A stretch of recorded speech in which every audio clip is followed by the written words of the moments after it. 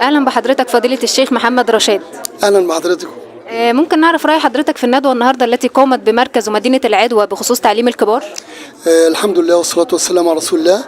ونشهد ان لا اله الا الله وحده لا شريك له واشهد ان محمدا رسول الله. في الحقيقه الندوه كانت ندوه قيمه جدا وموفقه جدا، وادت الهدف المنشود منها وهو توضيح بعض الانجازات التي تمت، والناس الحضور كانوا متفاعلين معنا جدا بفضل الله عز وجل.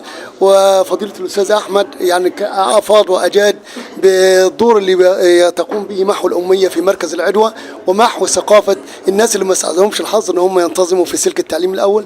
فالحمد لله الندوه كانت موفقه جدا جدا، ونسال الله ان تتكرر الندوات دي في ظل قياده الاستاذ احمد والاستاذ شادي واستاذنا الكريم الاستاذ طاهر، والحمد لله رب العالمين يعني وفقنا توفيق غير عادي الحمد لله رب العالمين. انا سمعت عن انجازات كتير قوي خاصة بالازهر تحديدا، ممكن تكلمنا عن بعضها؟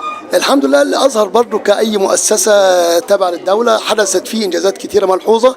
على سبيل المثال في اداره العدوى تم فتح اكثر من 10 معاهد الحمد لله، منها بعض معاهد الفتيات الحمد لله رب العالمين اللي احنا شفناه ولمسناه، ان نشا في الازهر اشياء ما كانتش موجوده قبل كده زي بيت الصدقات وجمع الزكاه اللي بيؤدي دور فعال لمد يد العون للناس المحتاجين ومساعده الفتيات الغير قادرات على الجواز، وده اكسب المجتمع ثقه في القائمين على العمل، والحمد لله رب العالمين بيؤدي دور. الامر الثاني بيت العائله اللي هو بيناقش بعض المسائل اللي بتؤدي الى تفكك وتصدع العائله. الحمد لله بقدر المستطاع بيت العائله ده بيؤدي الى لم الصدع، والحمد لله رب العالمين وقيام الاسره المصريه على اساس ثابت واساس قوي. برضه نشا موضوع حوار الاديان اللي هو لمناقشة بعض المفاهيم الخاطئة اللي بيبثوها من لا علم عندهم. فالحمد لله رب العالمين هذا الأمر أرسى بعض القواعد الثابتة الحمد لله رب العالمين، ووضح الصورة الحقيقية عن وسطية الإسلام ودوره في نشر الدعوة والثقافة الإسلامية. كلمة لسيادة رئيس الجمهورية تحب تقول له ايه؟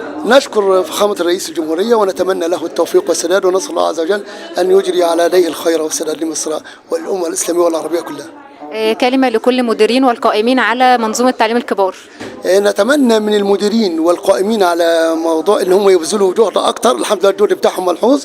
ونتمنى لكل القيادات التنفيذيه الموجوده في العدوى وفي باقي محافظات مصر ان هي تمد يد العون لهؤلاء الافزاز اللي هم بيقوموا بدور فعال جدا جدا، لان محو اميه الناس الكبار دي من اهم الاعمال اللي يمكن ان هي تدعم السياسه الاساسيه للدوله ان شاء الله رب العالمين وتؤدي الى نهضه حقيقه وبناءه في الدوله المصريه ان شاء الله. بشكر حضرتك جدا فضيلة الشيخ محمد رشاد. الله يخليكم وشرفتونا وانستونا، جزاكم الله. شكرا. الله يخليك، مع الف سلامه.